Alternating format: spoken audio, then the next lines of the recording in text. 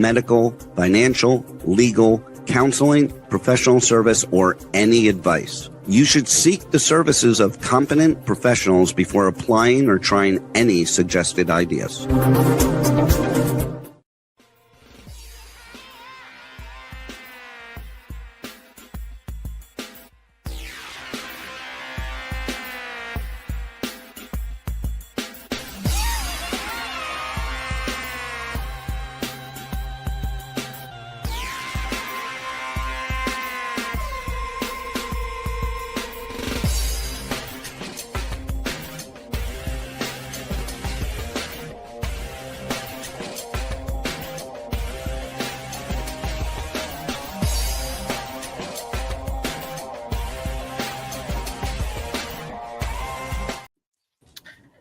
Hey there, it's Brian Sebastian, movie reviews and more, and I'm so happy today because not only is it another Giving Tuesday, which is every Tuesday is giving. Always support those charities, no matter what they may be. Those best-selling and international best-selling authors, Linda Steele. Support, those great upscale boutique. What else should I say? Retreats and Chile, Carol. Those are really, really important. And your fellow directors, Evan. And you know what? I look forward to seeing these nice wolf dogs walking around, the wolves and the dogs, and trapped into both worlds that they may have. And also, when it comes to artists and collecting art, Howard Wiggins. Howard's face is moving, so that means he can hear us. But we never know if Howard can actually see us. It's like our running joke every week. It's even Paula was like, "Is he moving? I think he's moving." This is funny.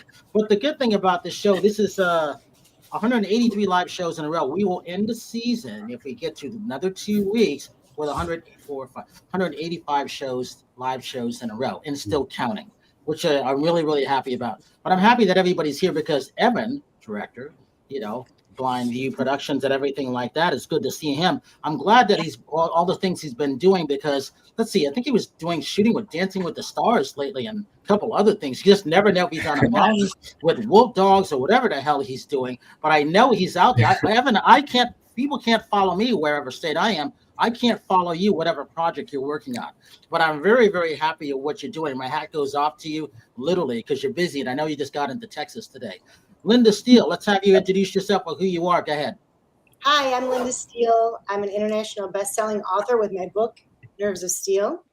And I also am a business owner. I've owned gyms in the Chicagoland area. I've been in the fitness industry for over 20 years. And I'm also a nutrition expert. I am part owner in Macro Made Meals. It's a meal prep company local here in Chicago, but we do service the surrounding states.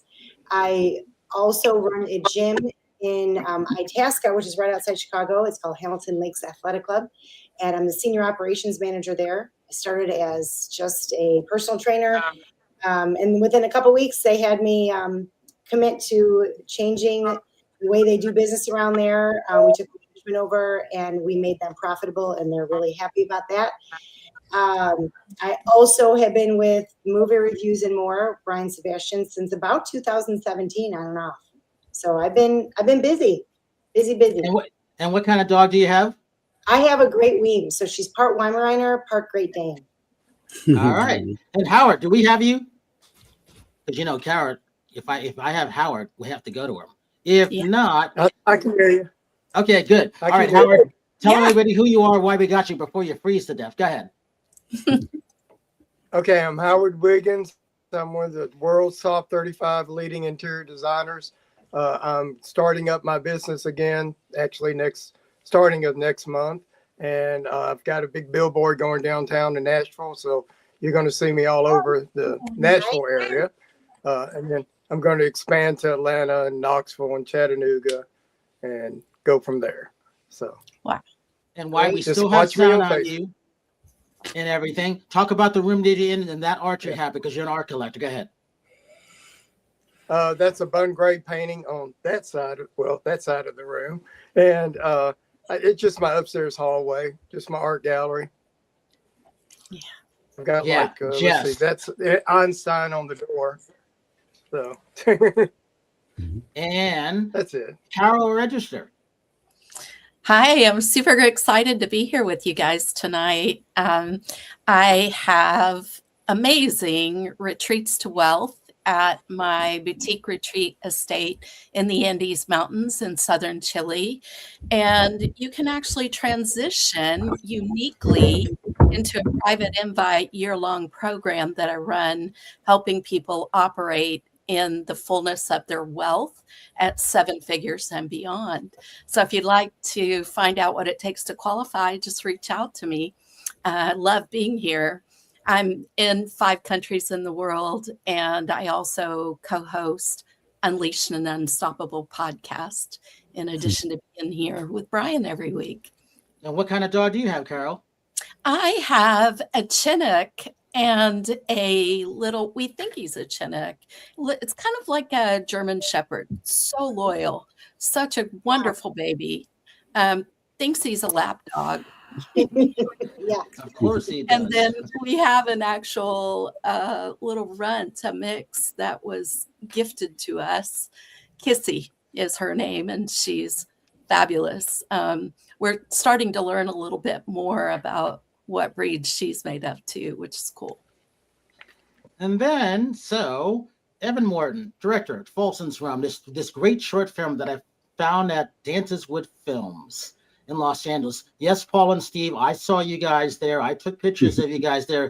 But Paula, you and your other friend, I still have this thing, and I tell everybody across country and around the world, these 2 women came in with these wolf dogs. They look like professional bodyguards to me.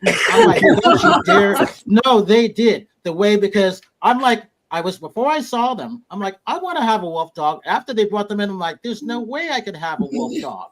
Because these women, they look like bodyguards, just bringing these wolf dogs in. And then Steve was there, and I was like, I know he's there, but what's he doing? So here's the thing. They're co-founders of this, which is really, really important. The Apex Protection Project. And I love what these people are doing. I love the fact that you guys are saving these wolf dogs, because I always tell people this, and I'm sort of relaying the message a little bit, that, you know, they're a wolf and they're a dog, but they're in that middle divider, just like that great poster you have. And a lot of people don't talk about those things. Talk about how these things came along, and then we'll get into Evan and how he found this and decided to do this, because he's taken this a couple extra steps now too. Paula, you first, women, because we support women on this show all the time. Go. Now I'm put on the spot. What is the question? What am I?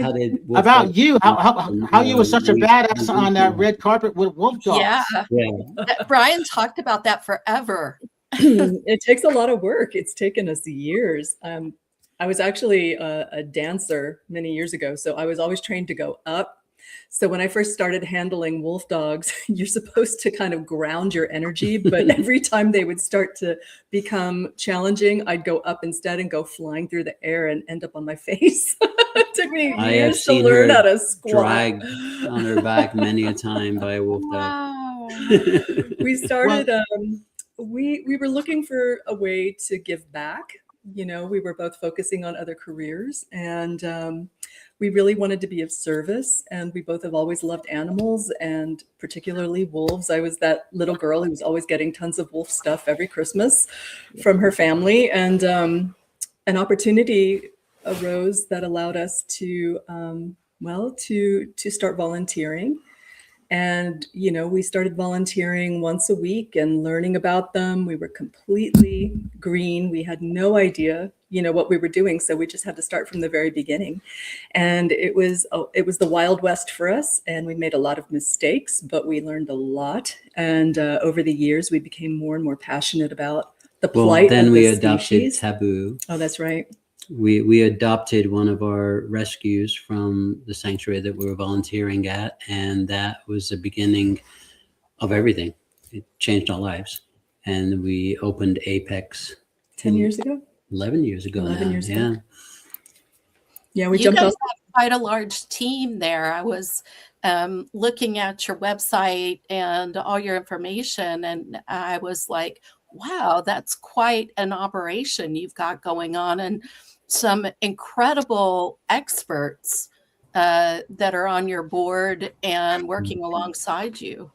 We're very lucky. Yeah, we surrounded ourselves with people way smarter than us. We are incredibly passionate about what we do, and we just want to rescue and save, all of them, of course. And so we surrounded ourselves with people that were experts in different fields that could guide us, accountants and tax attorneys, and people that understood money better than we do. And we have been guided by them so that every penny we get donated gets spent, in a positive way towards these animals. And we didn't screw that up because we're guided by experts. So that's how that started. Yeah. Yeah. That was super impressive to see. Go ahead, Brian.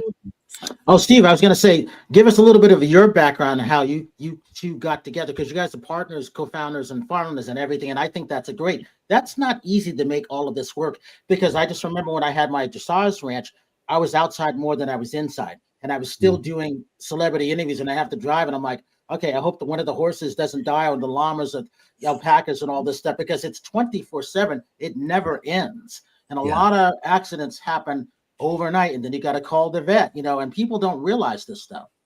Well, yeah, you do. You absolutely do realize it. Yeah. Yeah, it's pretty crazy. I mean, we've been married for 30 years, and we've been through many different versions of ourselves together. Wait a minute, 30 years? You guys are too happy to be married for 30 years. I know. Is it the thought or the threat that you might stick a wolf dog at each other if someone starts arguing? She just likes me today. No, we are. I mean, it's rough sometimes, because our choice in our life is a very stressful one. We deal with a lot of death and a lot of sad stories, and there's also a lot of happy stories. And we've had our ups and downs during this, and we've been through a lot together. So I think we've we're solid at this point. But yeah. But you're right, and it's really amazing that you can really relate, Brian, to the lifestyle that it takes to do this, because it is very stressful, and you don't really know what you're in for until you start to do it, and then you realize that a lot of emergencies do happen in the middle of the night, so you find yourself not really getting a lot of good sleep. You have like mother and father's ear going on every night, all night, and you have cameras on all of the enclosures and every room so that you can see at all times what's going on, and you get a little you can get a little crazy with that, because you become so protective of these beings. And so we got to a point where we actually started to actively strive with help from the outside to learn how to set healthy boundaries, so that we could really start bringing some of normalcy back into our lives, because it was getting to the point where, and you can't really help it, I think, until you do take that action to make it happen. But it's still hard. And, we're always checking the cameras. We're always checking on them. Every little thing, you're like, oh my gosh, what was that? What was that? It can be a little stressful, but it all comes from a good place. Yeah. Hey, Evan, talk about you capturing the things behind the scenes, because that's important. And then making a short film, and then the other stuff that you're doing, because when we last have you on, we haven't really stopped talking about you. Occasionally we bring you up, and I talk about, the two girls that I always see, because, sorry, Steve, those two women, I was so impressed by just the dominance that they had with those dogs. And so is that the first time that they've been on a red or gold carpet at all?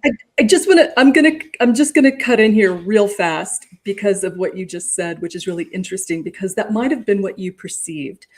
But these women have a very deep bonded relationship. They've spent a couple of years each building very trusting, loving, respectful relationships with these animals. So it's not that they're dominant in any way, shape, or form. It's that they have a mutual agreement of respect and trust with each other that allows them to be on leash with each other. And we teach the wolves and the wolf dogs that being on leash is like holding hands. It's not, one is not more dominant than the other. It's definitely a mutual thing, but it can obviously from an outsider's perspective, look, they are strong women, that's for sure. Yeah, they are. But it definitely is something very different going on behind the scenes there. Well, they are strong women. I mean, Linda Steele. I'm like, Linda, that could be Linda Steele holding them and walking side by side. That's the presence that I thought, the strong, dominant. And Yeah. they come up to you, not the other way around. And I always tell people that because I don't have my dog yet, but it's one of those things where I always help all of my friends' dogs cross country. Even when I went to Linda's house, I was like, I love her dog. I you know what I do when I'm walking down the street? I don't say hi to the humans. I say hi to the dogs. I don't care That's about the true. humans. That's I'm like, true. Everybody likes dogs better than people anyway. well, yeah, because you can't go wrong having a dog. It's just one of those things which is great. Yeah. And it doesn't hurt that a lot of our volunteers look like supermodels. I don't know how that happened. A lot of my friends are like, do you only like have supermodels as volunteers? I'm like, no, they were the people that came. And so I don't know how that happened, but on the red carpet, you've got wolves and these girls, and he was or men, gorgeous men too. Yeah, we don't have many men. It's LA. Though. I need a little more testosterone over here though, because there's not many men. Did I see it? Your director is from overseas. Was it Oksana? Yeah, she's our lead of operations. Yeah, lead of operations. And man, what a wonderful example of a beautiful person that is putting so much of her life and herself into joining you guys in this vision of caring for these animals. It was really interesting to read the stories. Very honored to hear you say that. I think that would mean a lot to her. She started out as a volunteer, and she works so hard all the time, and now she's on payroll, and she's just, they keep us sane. They really do. That team, right? Yeah.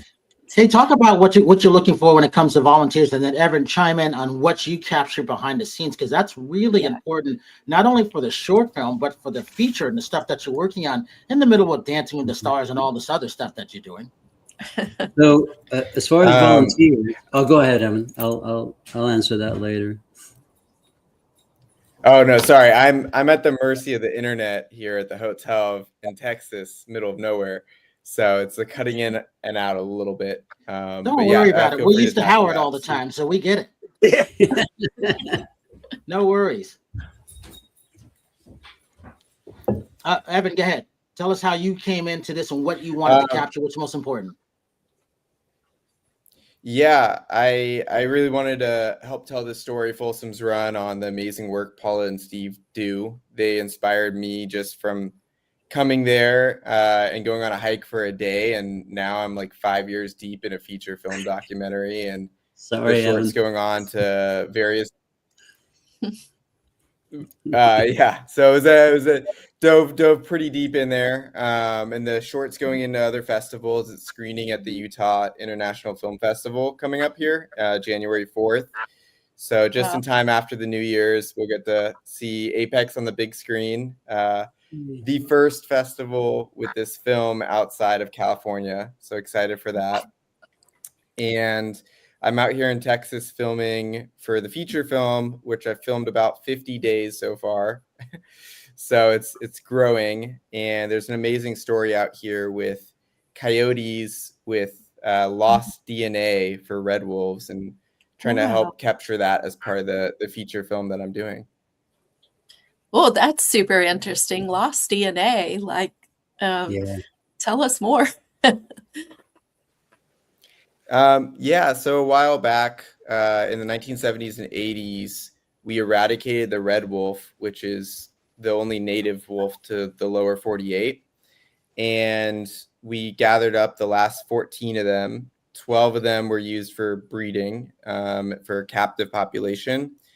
And we found DNA outside of these 12 founders in coyotes here in Texas and Louisiana.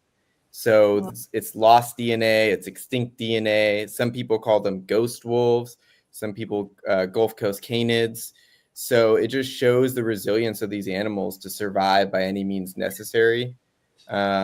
Anyone that thinks it's a bad thing that they hybridize with coyotes, we can blame ourselves for eradicating the wolves in the first place and not giving them an option. So it's very nuanced, it's very layered, but I think it shows that, you know, as they say in Jurassic Park, life finds a way. Mm-hmm. You know, can any of you three talk about the origins of how wolf dogs came together? And you know, they also control the population too, and people forget this. Without wolves, without coyotes, you know, Mother Nature knows what it's doing. It's the humans that screw everything up. Yeah, that's You for sure. want to jump in on that one? Yeah, I mean, you know, the trophic cascade. I mean, it's been shown and proven all over the place, but no more than in Yellowstone in the 90s when they reintroduced wolves into Yellowstone, and the park came back to life again. You know, the trees started growing, the riverbanks started solidifying because of the grass, because the elk were overrunning the park. So yeah, we need wolves. We need wolves for many, many reasons. And we are definitely the issue, unfortunately, thinking that we can control. I mean, we try to, quote unquote, control nature, and it's not working out very well for us. And then when you look at wolf dogs, you know, we do a lot of educational experiences. And so we see almost on a daily basis when people who have never been around these animals before come in contact with them face to face. Yeah. Many of them just burst into tears and they can't understand why, or they hear them howl and it just brings this emotion to the surface. And, you know, they don't realize that it's because we have this primal connection to them that's actually quite ancient, that we evolved as two species together. And that's also in our DNA. And it's a part of us that's become kind of dormant and forgotten that comes to life when you're back in their presence. So it makes a lot of sense that people would want these animals in their lives. They have this strange urge to want to be with one. And when you look at the history of wolf dogs, the very basic kind of story is, you know, there were many reasons. There was a reason that perhaps if, you know, for prison dogs protecting prisons and guarding prisons, that, you know, oh, if we mix a dog with a wolf, they'll be more ferocious and scary. In Germany or somewhere. Mm-hmm. And then, of course, there was the reason. That's Strider. There was the reason for a lot of the breeds that we have created over time also have a lot of health issues and weak immune systems. And they were hoping by breeding them with wolves that they would have stronger immune systems, not really thinking, oh, we're going to come up with something completely different, which is the wolf dog. And so we have these creatures and, you know, we were able to sell full wolves pretty much legally across the country. And then they became illegal to sell as wild animals. And then breeders discovered that if they then crossed them with dogs, now they're considered legally a breed of dog and they can legally sell them, regardless of the fact that they still pretty much behave, and are physically more like wolves than dogs generally. So it is kind of an epidemic and they are very special. We do understand why people would want them. It's just that they are the victims of the situation. Paula, you mentioned that when you're in their presence, this ancient DNA within us is awakened. What can you talk a little bit about what that's like? Well, it's what made me completely change my life to help save them, because I experienced it myself, which is, it's kind of tough to even put into words, but you look in their eyes and it's literally kind of a spiritual experience. You feel something awaken inside of you and you become more grounded and present. You know, we as humans nowadays, especially in Western society, are moving too fast, focusing on a lot of different things. And a lot of the things we're focusing on truly aren't that important, but we've put value on them and made them like end all and be all. And we're not really paying attention to the present. And when you're with these guys, that's all they're aware of is the present on such a high level. And when you're with them, it almost is catching. You all of a sudden just go, holy cow. And you kind of take everything in and go, this is why I'm here. Although Leopold, the famous, one of the first wolf biologists, said when you look into the eyes of a wolf, you see your own soul. And it really is that they connect you. And there's a lot of biologists that agree that we are connected to these guys on a DNA level. They became our dogs. They were the first animal companions that we connected with as primal humans. So there is a DNA connection there. So when they do howl and you're sitting amongst them, it evokes an emotion. And we've seen it not just, we've seen it many, many times, 30, 40, 50 times, people coming up here and just bursting into tears and apologizing. And we're like, no, it's okay. It happens. There's something in that connection, Yep.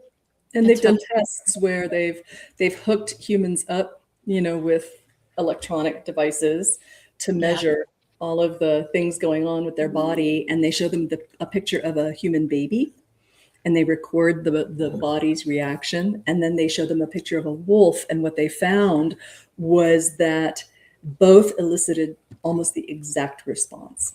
Wow. And so that tells you a lot on a scientific level, about that ancient connection. It's really cool. It does.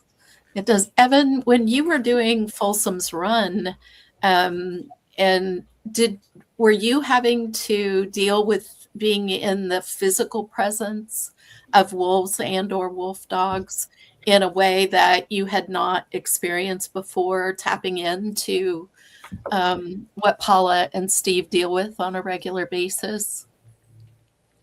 Kind of the behind the scenes question, more than the what you were documenting. Sorry, cut out there for a second, but from what you're asking, I never experienced wolf dogs before in my life, and I didn't really think of wolf dogs prior to going to Apex. I knew dogs, always had dogs, knew about wolves, thought wolves were amazing and beautiful and all of that. But going there really showed me how polarizing wolves are in this country.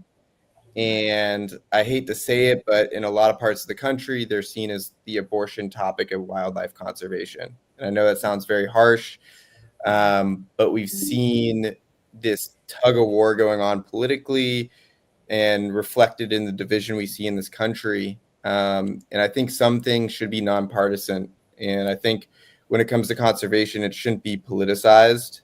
And it is tough because the historic range for wolves is no longer the same that it was pre-colonization. There's not as much space we've developed. We have obviously ranches, food, hundreds of millions of people, but we have to figure out a better way to have successful reintroductions, to mitigate conflict, to create a better space for humans and animals to live together. And I think if we can do that with wolves, I think it could really reflect what we could do as a society with one another. Don't want to put too much pressure on a single species here, but I just think you look at historically the baggage that came with the wolf from Europeans when they came here, the big bad wolf, fairy tales, Little Red Riding Hood, the list goes on.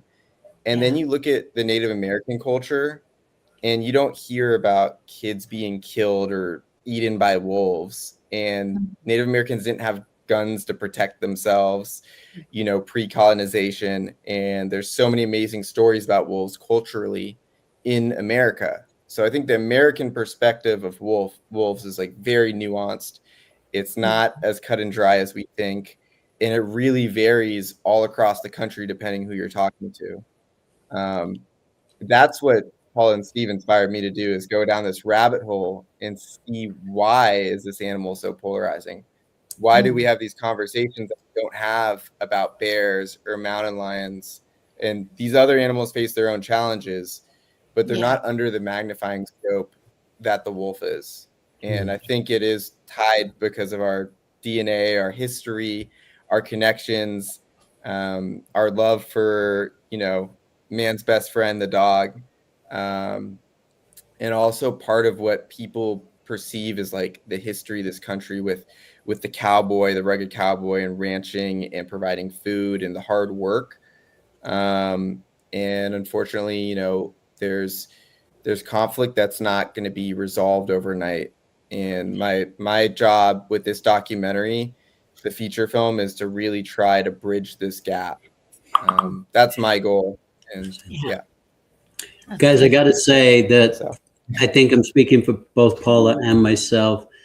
We are so incredibly honored and blown away and flattered, and just, we'd never imagined that we would spark. I mean, Evan is becoming a wolf expert right now, and he has gone so deep into what's going on in the country. I mean, we're learning so much from him and phone call conversations and stuff, but the fact that he was so inspired by coming here to really save this species is like probably the biggest honor we could ever have. I mean, he just came here for a hike one day, and the last 5 years has been on the road trying to save a species, which is like, and spending his own money to do yeah. I mean, Yeah. it is incredible what he has done, and we're so blown away. Jeff, there's a Jeff in the comments here a minute ago. I think it was Jeff that said he'd like to support the project. So that's awesome. That is wonderful. Yeah. The more of us, that would be great. Go ahead, Evan. And I think Rebel's going to show something, a little bit something. Go ahead. Yeah. Yeah. Great quote.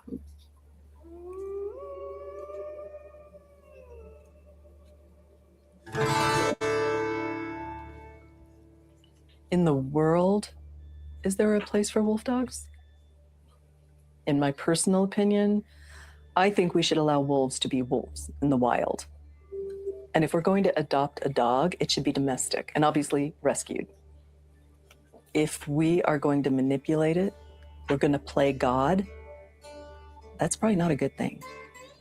It's up for debate tonight whether wolf dogs are pets or threats. I'm telling him she's a pet. She's friendly. She was a part of our family. And it wasn't until the pack killed another neighbor's dog, Chief, that they realized how dangerous the threat was. I hope that people don't judge an entire category of animal on one unfortunate incident. Arturo Hernandez just got reunited with his beloved 120-pound wolf dog named Shadow, who escaped from his Santa Rosa home. The 7 puppies that are being held here at Haven Humane Society after being seized by the Shasta County Sheriff's Office animal regulation officers from a home in Shingletown are finally being released to Apex Protection Project. They're a specialized animal rescue that works with wolves and wolf dog hybrids. Paula and Steve are the founders of Apex Protection Project, a non-profit organization dedicated to protecting wolves and wolf dogs through education, rescues, and advocacy. They have over 15 years of experience handling wolf dogs. Today, we get to follow them on a local rescue mission. Do you want to jump up there and I'll pass you some stuff? So we got an emergent call. See, just to see a little bit of that is fascinating because of all the stuff that goes on. And my hat goes off to you. I'm going to do something after March to help you guys out. I would definitely like to go and see this myself because I find it fascinating. I mean, I think of when Linda comes on, I think of Linda. By the way, your mom's here too. So, but I think of I think of Linda's. Mom. I know exactly. I think of Linda's Great Dane, and I think of, is this connected to wolf dogs? Any of the bigger dogs? I'm always thinking about things like that because you just don't know how they were bred, where they came from. You don't know what kind of damage they may be having as a rescue for whatever, which a lot of people don't think to do also, do they? Paula? I mean, In all honesty, I've seen some transformations that have been miraculous just by surrounding the animal with love. And, I think, first of all, this is a highly intelligent species. And a lot of anthropologists would say that, biologically we're closest to other primates, but socially we're closer to wolves than any other species on the planet. So we can have we can definitely understand and have a deeper understanding of who they are as beings and understand how the trauma may affect them. And, we've worked with all kinds of wolf dogs. We've worked with full wolves all the way down to wolf dogs who only have like 7% wolf. And generally you would think, they come and you don't know what to expect and they could be potentially dangerous. Well, I mean, so can we. We all have that ability, but I don't think there's ever been one animal in all the years that we've worked with them that's come from trauma who has not had a really positive response from just being loved. Yeah. And being around a pack. And being around the pack. Because a lot of people say that it's not just us or the volunteers. I mean, hey, Rebel, hold that photo. Look, this is the photo that I love. I love this. Linda Steele, look how, you're in the world of fitness. Those women are strong, first of all. And then you got Evan, looks like, ooh, I'm not sure I should be Evan. And then Steven's in the back with his glasses looking cool. I'm just hiding in the back. And Vernon's like, you know what? I don't want to get too close, but I did the narration. And I don't know who the other person was, but I found the photo fascinating. That was a really fun night. Yeah. Talk about bringing those wolf dogs on that carpet, because I watched you, and the reason I didn't went into the screening, I'm like, I'm not leaving. I need to see how these dogs operate, but I need to see how the humans, because the world, I don't think you guys heard what the background, all of a sudden the whisper started going behind me. What kind of dogs are those? Those are huge. There's women bringing these dogs in, and then you brought them, the two ladies brought them back out. You brought them back outside. Why was that? Were they too exposed to the bright lights and a big crowd? Is that what that was? Yeah. So on a normal situation, most of the screenings, we don't take them because we don't want to put them in a position that they don't want to be in. Now, Thor and Rama love people. They're really good around people. Rama craves attention. We've rescued over 400 in the last 17 years. Wow. And Rama is the most human loving wolf dog you will ever meet. He just loves humans. Now, Thor grew up as a puppy. If we fed him from 2 weeks old, bottle fed him, and before his eyes were even open. So he's very used to being around people. The majority of wolf dogs are terrified of any situation, and we especially don't want to put them in a situation that they would be uncomfortable in. We knew that Thor and Rama would be comfortable for a moment or two in that situation because they're around schools and they go out, and Thor's crashed out on the couch right next to me here, which is not normal. I really need to emphasize that because if I showed you him right now, everyone would want one. And it's not like that. I mean, out of the 400, most of them are terrified of situations. They don't want to be inside. They're scared of people. So that's not a normal situation. So we talked to the film festival and, and we really wanted to bring them just because of that impact for the movie. But at the same time, we didn't want to be using them for attention. So we said, listen, if you can sneak us in the back way, we can walk them onto the red carpet. They will take some pictures and then they're going to want to leave. And they actually wanted to stay. Rama was jumping on everybody, kissing everybody. He was having a ball. And it was just like, whatever. But that is not normal for a wolf dog. I really need to emphasize that. And just to add to that, we also, we know the sensitivities of these guys and we know how to set up the environment for success. Everything we do, we try to do on their terms and based on their personalities and what we know will make them comfortable, what we know will not. They actually were surrounded by a lot of people that they already knew. They know Evan. They've spent a lot of time with Evan. They know Vernon. So when we arrived and they saw all of these familiar people that they consider friends already, they felt like they were just at oh, I'm at a gathering with all of these people that I know and feel safe with. And that kind of helped in relaxing them. And we were all smiling and laughing and feeling comfortable.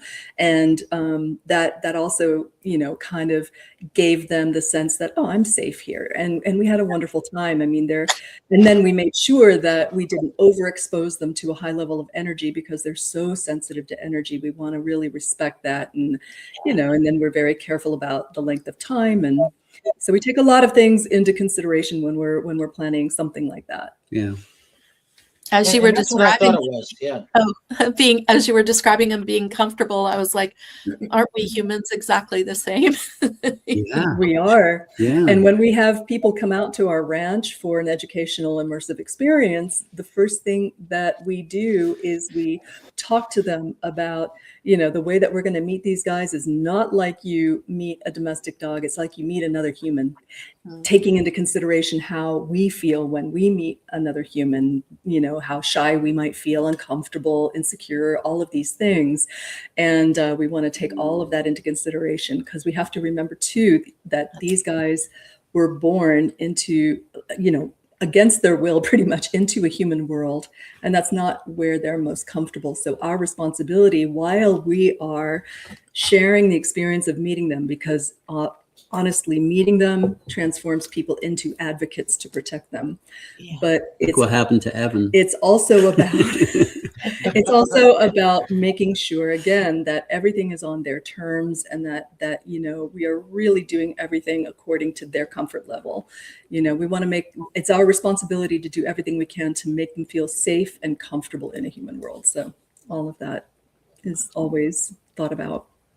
Hey, Evan, talk about what you've been doing. You not only, have captured this in the wolf dog world now, but you do other things too. Talk about there's other things that you do because you're a filmmaker, obviously, still too. Yeah. So as much as I love making movies, I have to do other things to pay my bills too. So, but thankfully I'm able to do that through my filmmaking skills, and recently just came off of the last season of Dancing with the Stars. Got to work on the cinematography for the podcast on Hulu and Disney. Got to meet some amazing people that are also very supportive of animals, like Robert Irwin and Elaine Hendricks, and some other amazing people that are doing their own work to help animals in the wild, as well as animals in domestication as well, such as like dogs and other things like that. Hey, also before and Linda Steele, I'm coming to you next. Evan, also talk about what you need when it comes to support, because it's hard to raise money for documentaries. And the thing about this, I'm glad that you're getting the notoriety on that side, because it's not easy to do a doc, is it? No, I thought going into this was going to be easier because I don't need to get a bunch of SAG actors. I don't need to get a giant, massive crew. What I didn't realize is you also don't have a specific script. And if you look at our country, politics are always changing. Science is always changing. When I started this project, people weren't talking about coyotes with lost wolf DNA and dire wolves. This thing has evolved so much from when I started. And it's amazing. It's great. But it's also taken a lot more time, a lot more money, and everything that I do with my own, with my work, I try to put some money aside, and I don't really go on vacations. I just go on little trips to film pieces of this documentary to put it together. And thankfully, over the years, I've got to meet some amazing people, a lot of them who are very pro-wolf, and then people that have had issues with wolves as well. Because really, if you want to tell the whole story and you want to bridge the gap, it's not about stereotyping certain people or alienating. Of course, there are going to be trophy hunters that go out there and do their own thing. But I think people need to have conversations that are uncomfortable sometimes to figure out how to work together for a better future. And, it's just like a relationship, right? If you're dating somebody and you want to get married and you want to have a future with them, you have to have uncomfortable conversations. So I think that, making a documentary is extremely difficult. Getting funding for a documentary is very difficult too. I've applied to numerous grants. I've put together trailers, pitch decks, you name it. And, you know, you get an email from Sundance and it's like, hey, we got X amount of submissions and we only gave grants to like 5 people, you know? So it doesn't happen overnight, and it's not as easy as people make it sound, or in your head, how you might think it sounds. And a lot of it's going out and filming people and not knowing what's going to happen. And I think with Paula and Steve, it's like we went out, we filmed this rescue. I knew they were going to do a rescue. I didn't know how it was going to happen. It could be 10 minutes, 20 minutes. Something could go horribly wrong. It could go amazing. You know, fortunately, you know, well, you know, come out and see the film and you'll see what happens. But these guys do so many amazing things that are off camera and that I didn't even get to touch on. I just wanted to give a glimpse of the day of the life of Paula and Steve to show how amazing they are and what they do with Apex Protection Project. And the feature film is really diving into the complexities of the polarization of America's most polarizing predator, the wolf. And that's the label that it's been given, and trying to dissect that. Why is this the case? How can we create this to be less polarizing, less controversial, and understand that this country isn't the same that it was 300-400 years ago. And that's a difficult thing. And I think right now we sit on the cutting edge of science and genetics and, you know, what the future might hold. And we really have to figure out what does conservation mean? You know, is it protecting animals on the landscape? Is it preserving DNA? Is it, you know, bringing back species? Like, we have to ask ourselves as humans, what does this all mean? And what's our role in it? But we definitely have more power than we've ever had, scientifically speaking. But we also have a lot less space than we've ever had as well. So it puts wildlife and coexistence in a very difficult position, unfortunately. Evan, how can people reach out to you to support you? What do they need to do? I don't have like a donate button for the film yet. I can set something up. I'm happy to get support. I'm happy to, you know, I've been putting so much weight on my shoulders. Paula and Steve put an insane amount of weight on their shoulders with over 20 wolves and wolf dogs. So I can't imagine their day to day, even though I filmed some of it.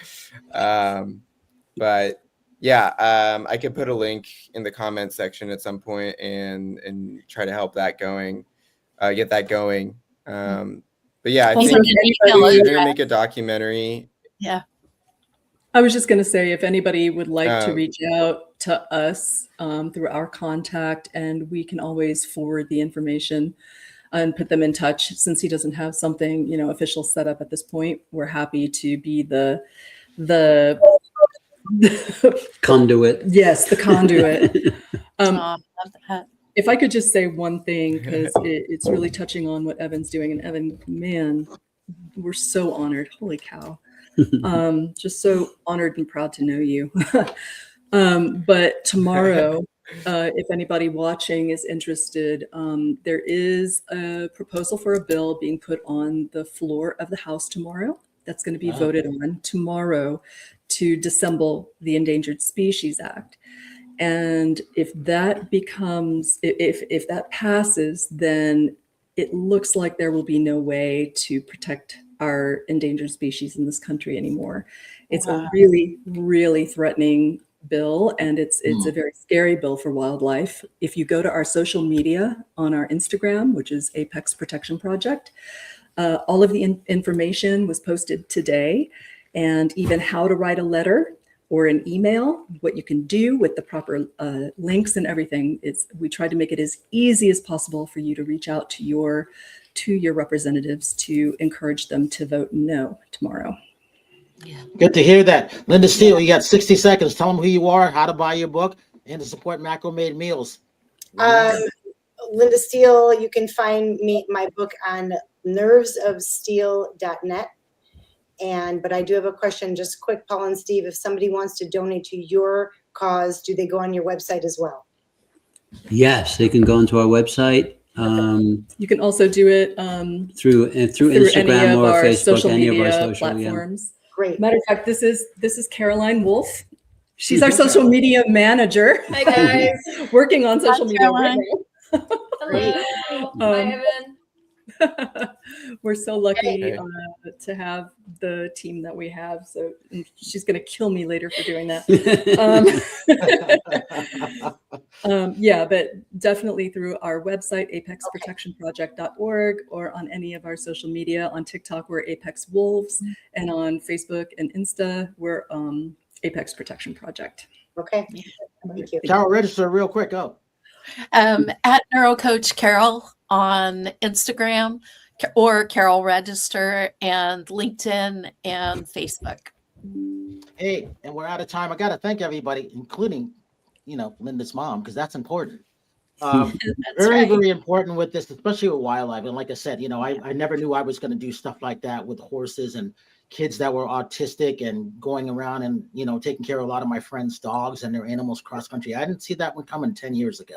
But it's been one of the most rewarding things to do. And it is 24/7. There aren't any days off.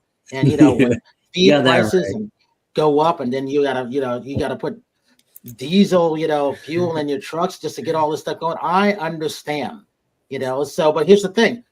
You have to support the arts. You have to support these things that are being talked about. It's very, very important. Your documentaries, your authors, your neuro coaches, those people that take care of wolf dogs. So as I always say, have a good night tonight, a better day tomorrow. You see someone without a smile, please give them one of yours, because the world needs it.